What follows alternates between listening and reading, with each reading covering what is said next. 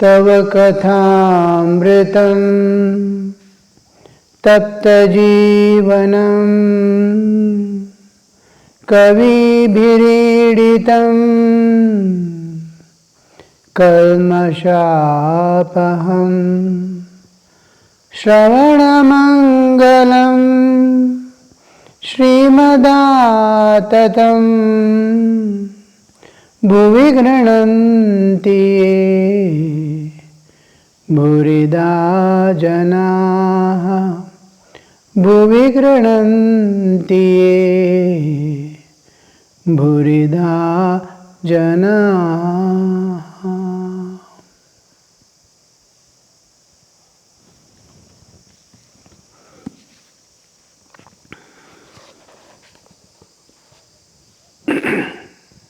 New chapter, chapter 21, a day at Dakshineswar.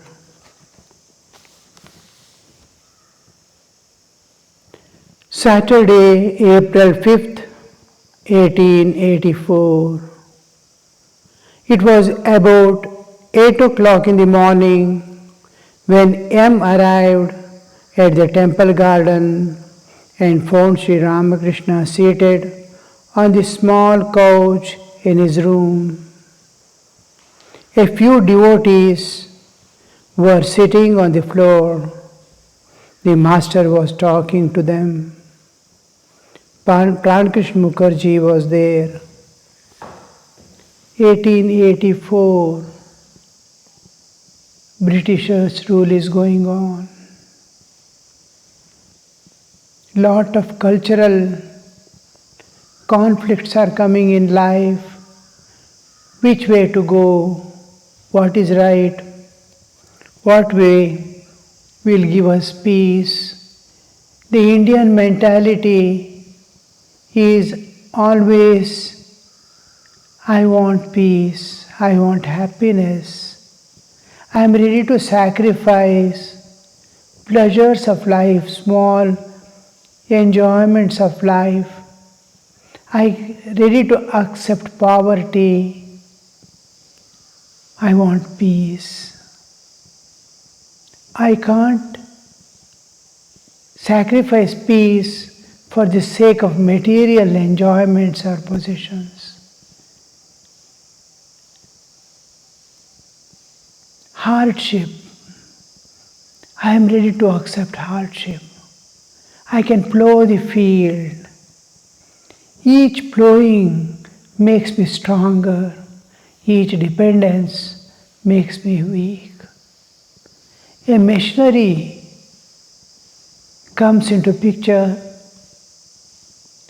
I am becoming more and more dependent and less strong. Now, present society you can see with all gadgets and all machinery at home, grinding is there, mixing is there, mixer is there, even wiping the floor, machines have come, washing machine is there, dishwasher is there, all things are there. And in market, all clean, whatever way you need, food material is available. You want as powder, it is there, as flour. If you want as grains, it is there. If you want broken grains, it is there. If you want some masala, it is readily available. But man has become extremely weak, and wherever he has to go, even to a shop, he has either a scooter or a motorcycle or a car or some vehicle. He need not walk. He need not cycle even. And man cannot walk anymore. In our ashrama, the previous owners, husband and wife, they are in 90s. Sharda Foundation, we have bought land from them, and they lived without any possession, without any money, plowing about 20 acres of land and feeding the poor people in the village around, and making the people who give annadana, free food, to come and take except seeds for the next crop. They used not to keep anything. They are in 90s, whole life they walked wherever they have to go. From here to Udupi, about 30 kilometers, to Karkar, 30 kilometers, to meet doctor, 30 kilometers they would walk, they will walk. By the time we can take out vehicle outside, they have traveled already 5 kilometers. So that till 3 years back, we started taking care of them. They have been doing that. And continuously, whatever they eat even today at 90s is their own plowing and taking out the food. Morning 6 o'clock in their 90s, they are in the field watering the plants, putting the manure, growing vegetables, the same vegetables they eat. They have not bought any, they don't buy anything from outside. The rest of what they grow, they are giving to the ashrama at their 90s. Only husband and wife are there, no children. But whole life was a sacrifice for others and very hardship, unimaginable dimension. Whole life you gather the wood and cook their food. Go to the river about 200 meters away and bring water. Till 90s they were going with 2 buckets, half of bucket filled. They have to get down about 35 feet from the ground.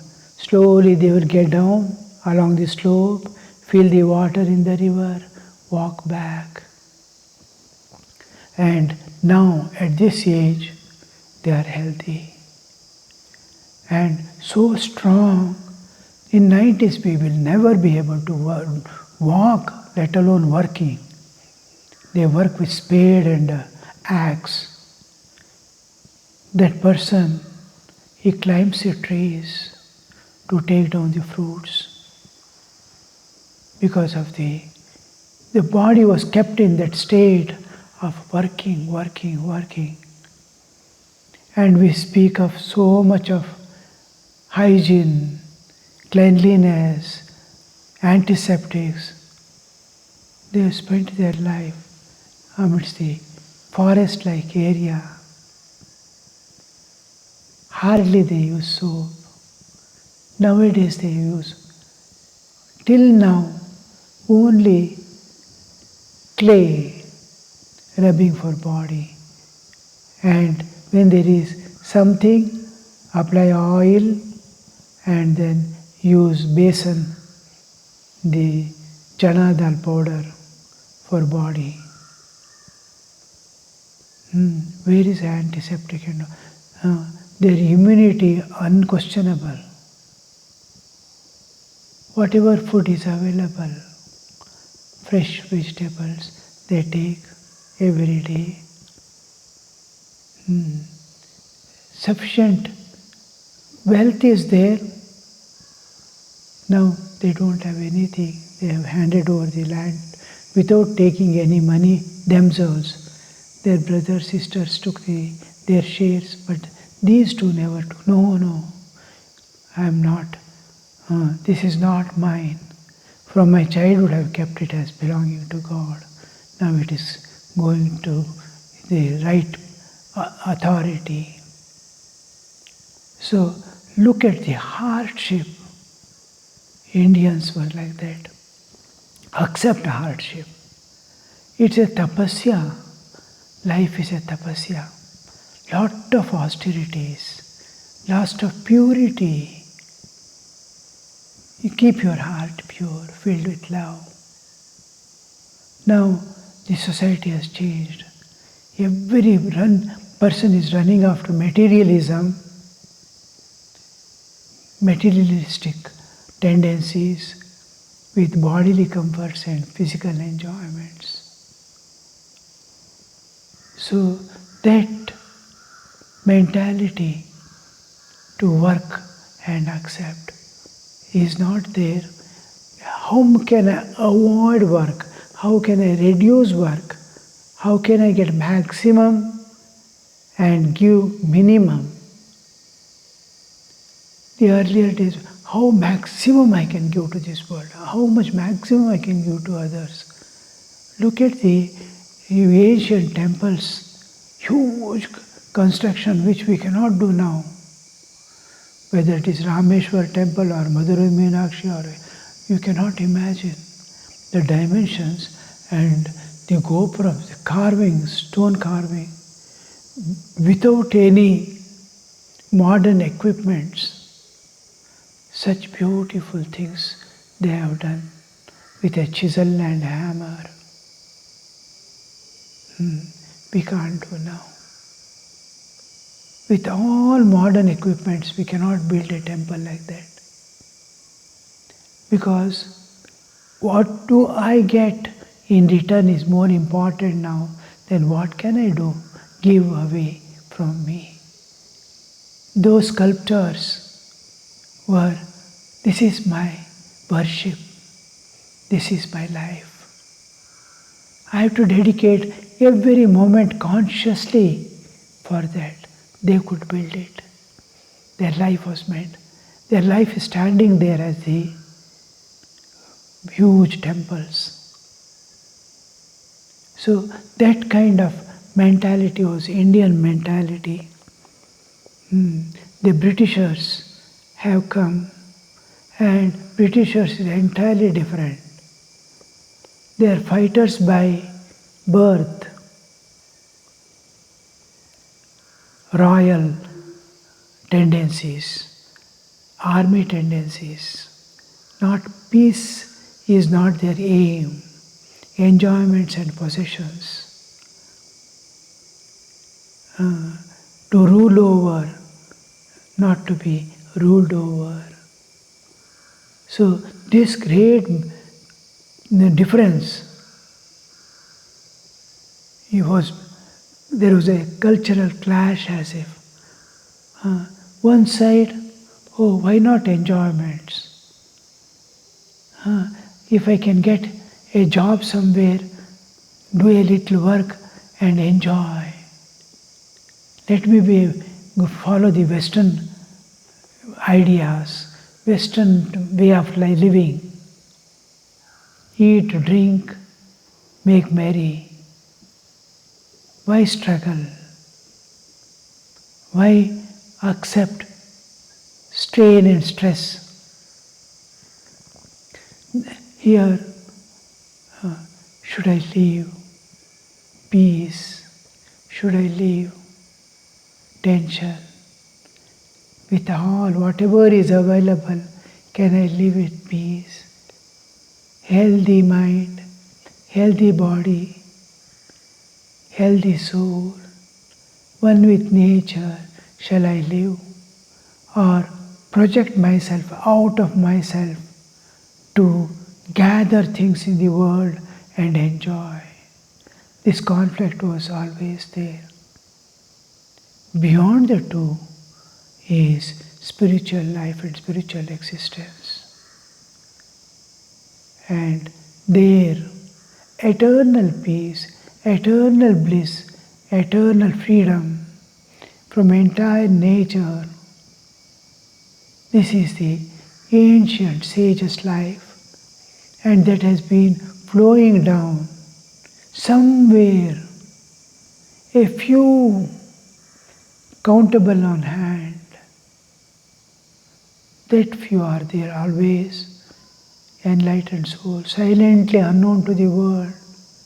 They realize God, transcend the nature, enter the life eternal, and leave the body. At all times in this Indian soil, there are always have been. Maybe a few might have come to the surface like Ramana Maharshi and all these. Most of them remained unnoticed. They never wanted anything. They realized, they transcended, they entered the eternal life and disappeared. So this is the Indian land, to transcend good and bad, to transcend all limitations of life, to be free from all bondages, all that brings pain and suffering forever and go beyond. So that is the time Sri Ramakrishna is there, 1884. It was about 8 o'clock in the morning when an M arrived at the temple garden and found Sri Ramakrishna seated on a small couch in his room. A few devotees were sitting on the floor. The master was talking to them. Krishna Mukherjee was there. People who come to Sri Ramakrishna from Calcutta, quite a far of distance to travel.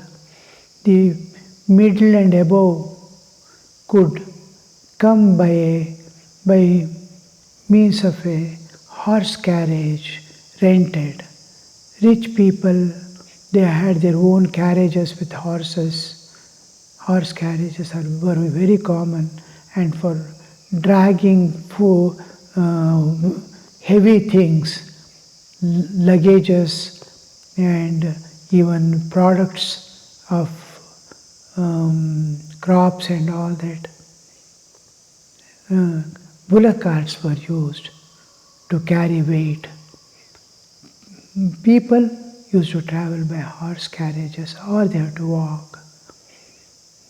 Motor vehicles have not yet come so easily, yet the steam engines have appeared, and the Swamiji's time already motor vehicles are being introduced. Very rarely we could see, but everywhere horse carriages, and these people either come on foot or on rented horse carriages. The master was talking to Krishna Mukherjee, who was there. Krishna belonged to a aristocratic family and lived in the northern part of Calcutta. He held a high post in an English business firm. He was very much devoted to Sri Ramakrishna, and though a householder, derived great pleasure from the study of Vedanta philosophy. He was a frequent visitor at the temple garden. Once he invited Master to his house in Calcutta and held a religious festival. Every day early in the morning, he bathed in the holy waters of Ganga. Whenever it was convenient, he would come to Dakshineswar in a hired country boat. This is their life. What a beautiful life of those days. Though no tractors to plow, no artificial things to see, one with nature is such a beautiful thing. A few cows at home, vast fields in which crops are growing, greenery everywhere. Mother Nature is so favorable time to time. Exactly, she pours down the rains fit for crops. They grow crops in those rain. All the crop producers were dependent on rain. Rain-fed it was. Agriculture was rain-fed. So you can see close to nature, varieties of animals around, trees and plants, and like present day, animals should not eat, birds should not take away. All these were not there. A farmer's duty, let the birds eat whatever they want. Let me produce a little more. What is left for me is more than sufficient. A few birds would eat, doesn't matter. They will drive away here, there, and they will allow also a little. Some corners, some here, there. If from one side you go on driving away in the field, from other side they go on sitting. But what is left over was more than sufficient. But they had a kind heart to allow them sometimes, some little to take their own food, their part, not to exploit, not to harm. And these birds would also help the pests would not be so easily coming. Otherwise, pests will completely destroy the crop. A worm, the moment it is eating grain, but if it sees a worm, it prefers worm than the grain. Immediately it is being cleared. So each helping each other and living in comradeship with all. A farmer came, few farmers were there. One said, I have done electric fencing now. I have 15 acres of land, whole thing. I have done the fencing up to 11 feet height. No animal can come, no bird can come inside. I have covered the whole thing, no monkeys, no animals. Peacocks and all will be destroying the crop. Now no peacock can come inside. Now I am happy. I need not worry. Many people heard, and after he left the place, they were telling, this is not farmer's life. All the birds and animals depend upon a little at this portion. How much will they take away? We have to drive and keep a watch that excess loss is not there. But a little if they eat, who else will give them? It is so nice to see trees amidst the fields on which birds are chirping and enjoying. Should we lose that nature? Should we lose that joy? Let us drive, let us frighten them, but not deprive them completely of everything. Of course, they will survive outside, but we are losing their company.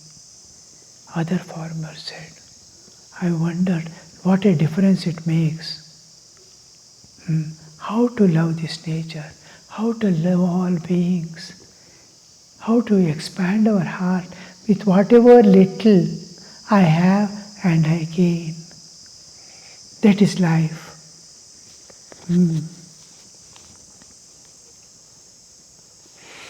So he was an aristocratic family and having a dignified job in a firm. And he is devoted to Sri Ramakrishna. Frequently used to come every day. He will have bath in the Ganga river. I saw when I was in forest area in Madhya Pradesh on the banks of Narmada. There are people who whatever be the season, extreme cold water, they will have. All the 365 days in a year, they will have a bath in Narmada. Whether it is hot or cold or shivering, unbearable weather, they will go. Heavily raining, in that rain they walk and go have bath and come. But they will not miss their dedication. In these things, it is like something like vow, taking a vow. It gives lot of strength, and it is the determination, that sacrifice. What does it mean?